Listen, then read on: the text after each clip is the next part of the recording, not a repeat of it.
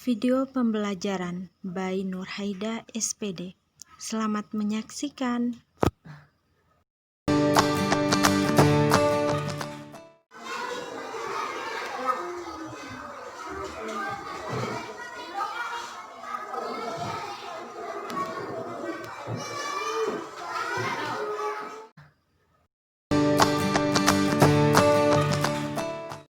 Assalamualaikum warahmatullahi wabarakatuh.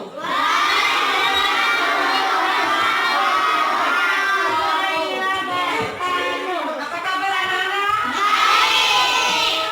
Satu orang maju untuk pimpin doa.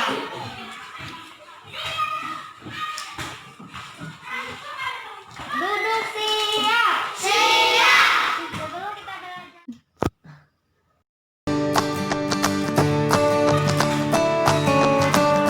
Duduk siap. Siap. Dulu kita belajar. Mari kita berdoa mulai.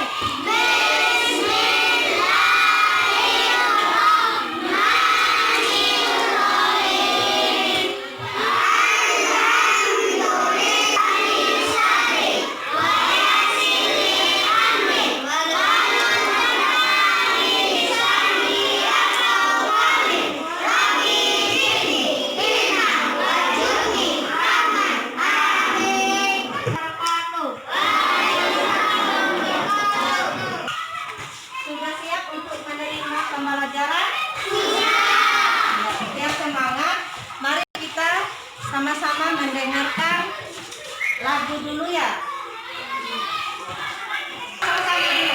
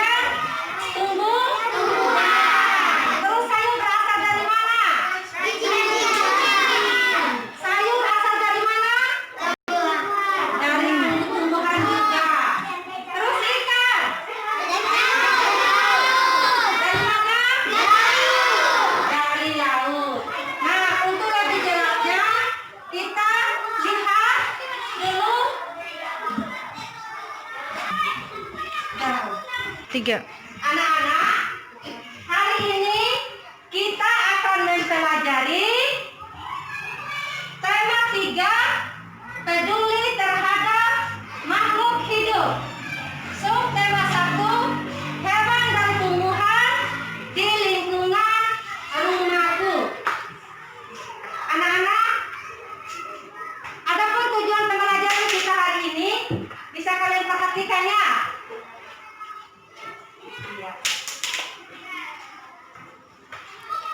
Sekarang coba perhatikan tumbuhan apa yang ada di depan kalian. Perhatikan, tumbuhan apa itu? Tanaman padi. Nah, sekarang siapa yang tahu atau apa yang kalian ketahui tentang tanaman yang ada di hadapan kalian? Angkat tangan. Coba kira. Padi merupakan makanan pokok bagi Indonesia. Iya. Siapa lagi yang tahu? Tepuk tangan dulu. Siapa lagi yang tahu tentang tanaman padi? Juli. Dia hidup di dataran tinggi. Kasih dasar. Di dataran rendah. Iya, padi biasa hidup di dataran rendah atau daerah persawahan. Tepuk tangan dulu untuk Juli. Siapa lagi yang tahu tentang tanaman padi? Coba Salsabila. Sekitar 110 hari sampai 170 hari. Iya, tepuk tangan untuk Salsabila. Siapa lagi yang tahu? 3. Coba Ismawati. Padi adalah tanaman biji-bijian. Tepuk tangan dulu untuk Ismawati.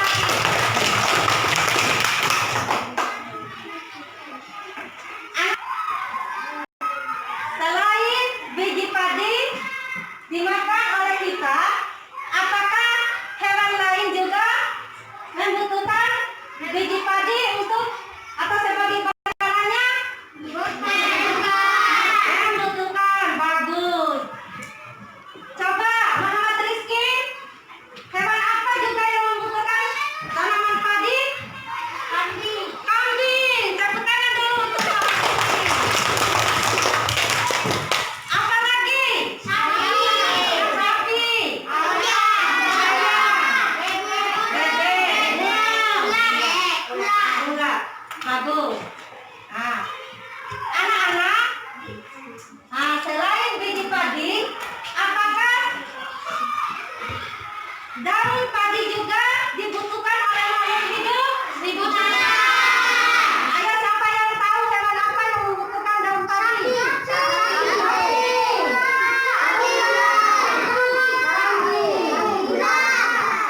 Iya.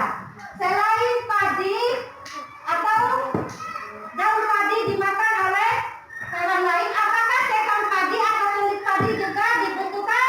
Dibutuhkan. Ayo, siapa yang tahu dibutuhkan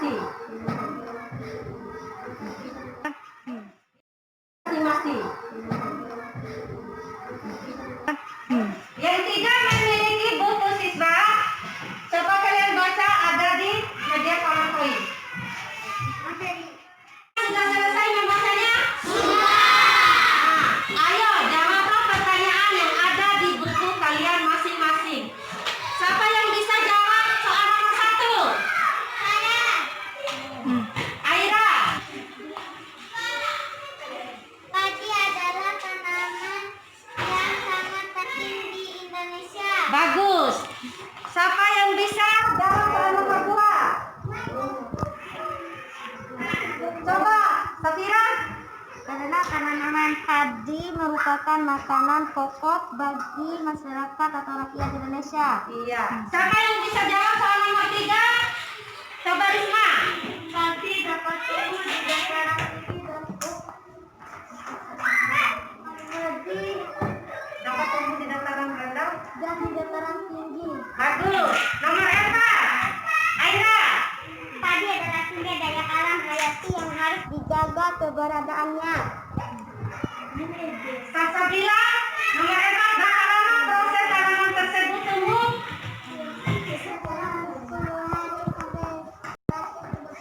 Bagus. Nomor 5. Apa yang dimaksud dengan gabah? Gabah adalah bulir padi yang terbungkus dalam bakal kulit padi. Bagus. Anak-anak sudah mengerti dengan materi pembelajaran yang Ibu berikan tadi? Sudah. Ayo sekarang kita sama-sama buat kesimpulan. Siapa yang bisa buat kesimpulan? Nah, coba. Padi adalah salah satu tumbuhan dari ribuan jenis tumbuhan yang ada di bumi Nusantara Indonesia. Siapa lagi? Coba Aira. Padi adalah sumber daya alam hayati yang harus dijaga keberadaannya. Siapa lagi? Ibu, keberadaan padi sangat penting guna menjaga keberlangsungan kehidupan rakyat Indonesia yang sejahtera. Iya, bagus. Tepuk tangan dulu untuk kelas 4. Anak-anak, selain tumbuhan padi, apakah ada tumbuhan lain yang ada di sekitar kalian? Ada. Ayo, tumbuhan apa saja yang ada?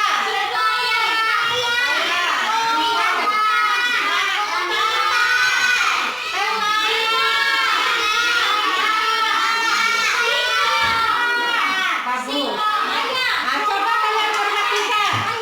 Coba perhatikan. Nah, berdasarkan tumbuhan yang ada di sekitar kalian, coba kalian tulis daftar pertanyaan tentang tumbuhan yang ada di sekitar kalian. Misalnya kelompok ini pilih tumbuhan apa, Sira? Rambutan. Rambutan. Sira dengan kelompoknya buat pertanyaan sebanyak-banyaknya tentang tumbuhan pilihan kalian. Ya, begitu pula dengan kelompok 2, kelompok 3, kelompok 4, dan kelompok 5. Ya, kelompok 3 pilih tumbuhan apa? Tumbuhan mangga. Iya, pilihan tumbuhan apa? Mangga. Mangga, bagus. Nah, jawaban ini apa? Daftar pertanyaan ini kita akan bahas pada pertemuan selanjutnya. Anak masih ingat dengan bacaan tadi? Nah, sekarang Ibu akan bagi lembar kerja untuk kalian kerjakan secara kelompok.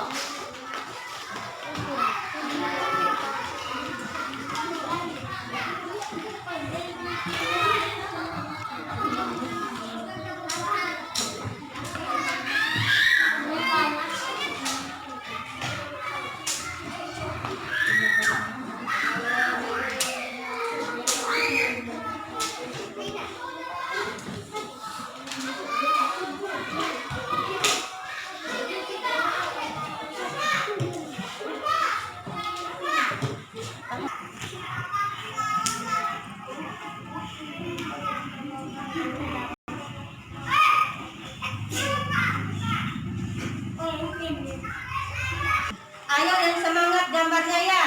Pertama-tama adalah biji padi direndam ke dalam karung goni ya. Iya. Iya, ayo yang semangat gambarnya. Iya.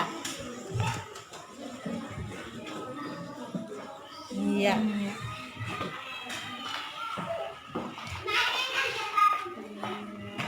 Iya. Tahapan yang kedua yaitu biji padi disebarkan ke lahan yang sudah disiapkan, yaitu biji padi yang sudah keluar akar ya.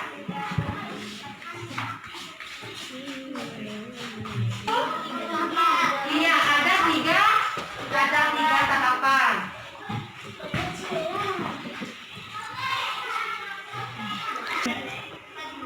Anak-anak sudah selesai kegiatannya? Sudah. Ayo kelompok 1 maju untuk mempresentasikan kegiatannya. Yang lain diam ya, kita dengar sama-sama. Assalamualaikum warahmatullahi wabarakatuh. Saya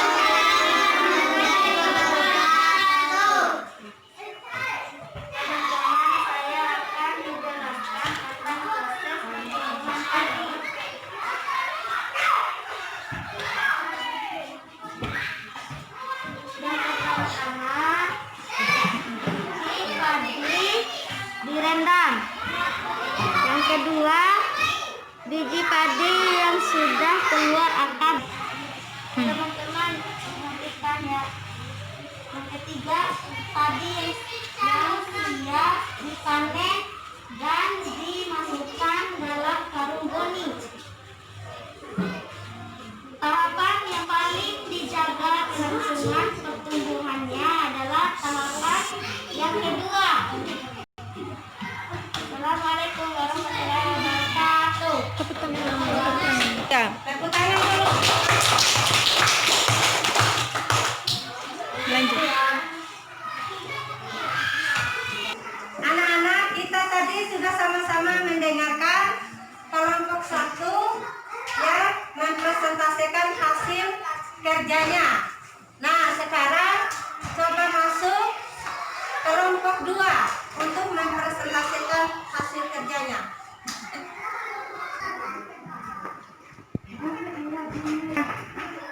Teman-teman, saya akan menjelaskan tentang proses pertumbuhan padi. Pertama-tama, biji padi direndam. Yang sudah keluar akar dan siap untuk ditanam yang baru. Dan yang ketiga, padi yang siap dipanen dan dimasukkan dalam tahapan yang paling dijaga kelangsungan pertumbuhannya adalah tahapan yang kedua. Iya, tepuk tangan dulu untuk kelompok 2.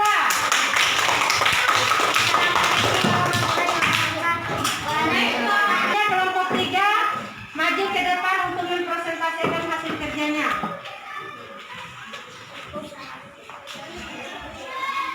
Ya. Ayo kita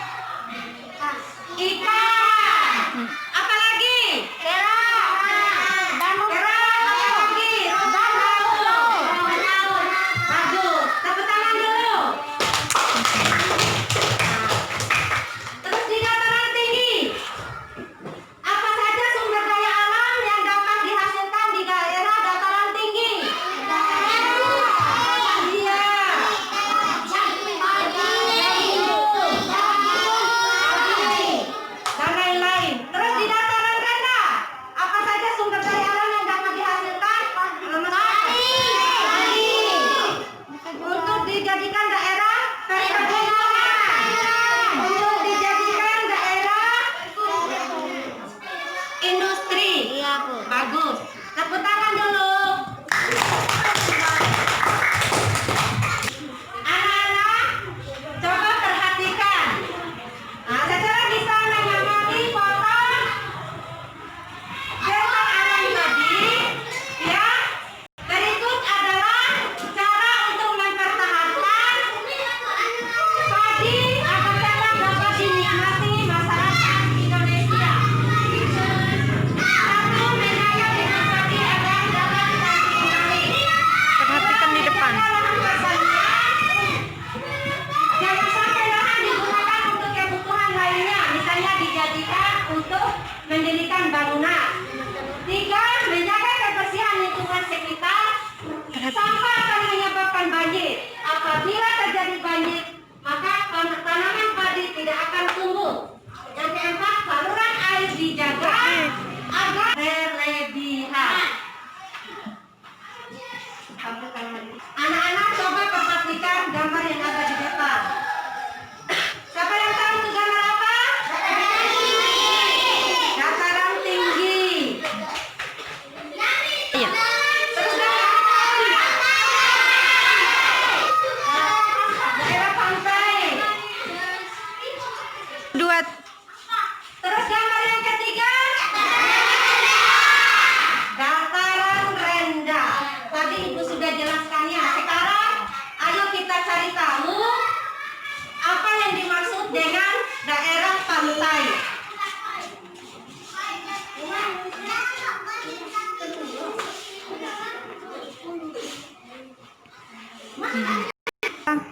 Tiga. Anak-anak, tadi kita sudah sama-sama memperhatikan atau mengamati gambar 3 bentang alam. Sekarang kita cari tahu apa yang dimaksud dengan bentang alam tersebut. Seperti contoh bentang alam di daerah pantai. Coba satu orang baca dulu. Iya, Rismawati. Pantai adalah daerah yang berbatasan langsung dengan laut. Pantai ada yang landai dan ada pula yang terjal. Pantai yang landai biasanya digunakan untuk objek wisata. Iya. Siapa lagi yang bisa baca yang kedua? Imer. Dataran tinggi adalah permukaan bumi yang Ketinggiannya 500 500 meter.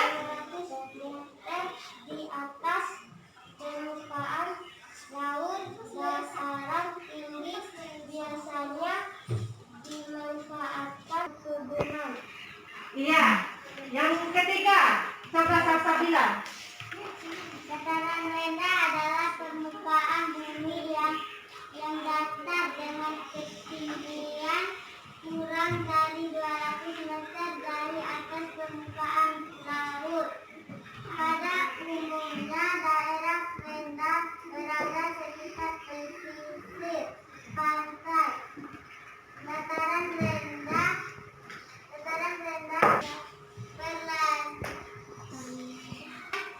Peternakan.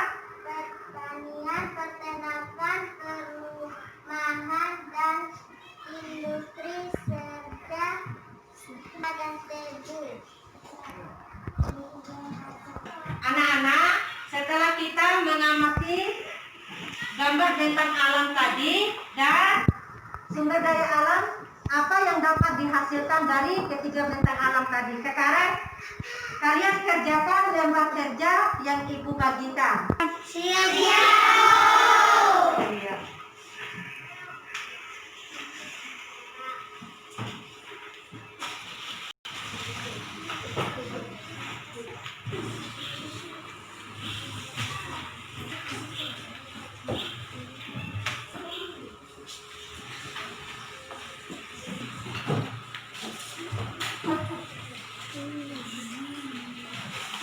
Sudah dapat semua?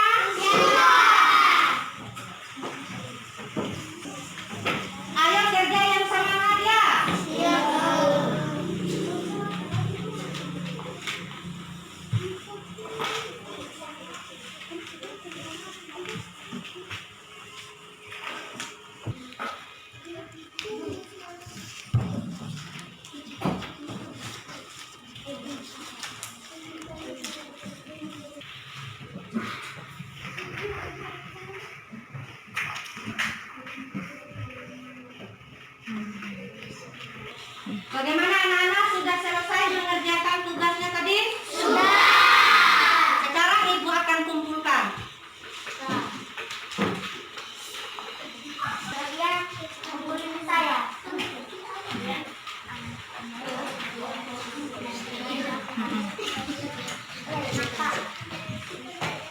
Anak-anak, sudah semua kumpulkan tugasnya?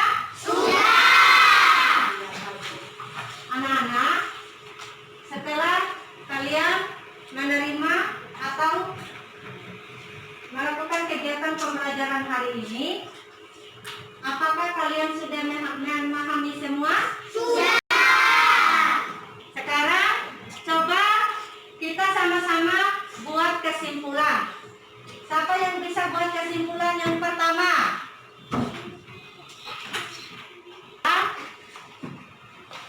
Permukaan bumi yang ketinggiannya 500 meter di atas permukaan laut. Dan adapun hasil-hasil alam yang dapat dihasilkan oleh penduduk di sekitarnya adalah seperti daerah perkebunan. Terus di daerah dataran rendah adalah permukaan bumi yang ketinggiannya kurang dari 200 meter di atas permukaan laut. Adapun sumber daya alam yang dapat dihasilkan di dataran rendah adalah seperti tanaman padi. Apalagi? Tebu. Apalagi? Kelapa. Bagus. Sedangkan di daerah pantai, sumber daya alam apa saja yang dapat dihasilkan oleh masyarakat sekitarnya?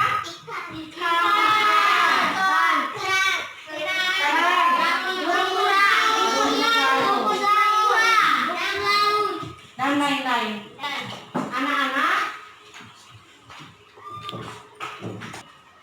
Anak-anak, setelah kita mengikuti kegiatan pembelajaran hari ini, kita akhiri kegiatan pembelajaran ini dengan berdoa. Ya, tetapi sebelumnya Ibu ucapkan terima kasih banyak kepada kalian yang telah mengikuti kegiatan pembelajaran ini dengan baik. Dan besok kita akan bertemu kembali di kegiatan pembelajaran masih di tema yang sama dan subtema yang sama, yaitu masuk di pembelajaran 2. Masih berkaitan dengan bagaimana hak kita dan kewajiban kita terhadap makhluk hidup dan tumbuhan di sekitar kita. Nah, anak-anak, mari kita akhiri kegiatan pembelajaran hari ini dengan berdoa.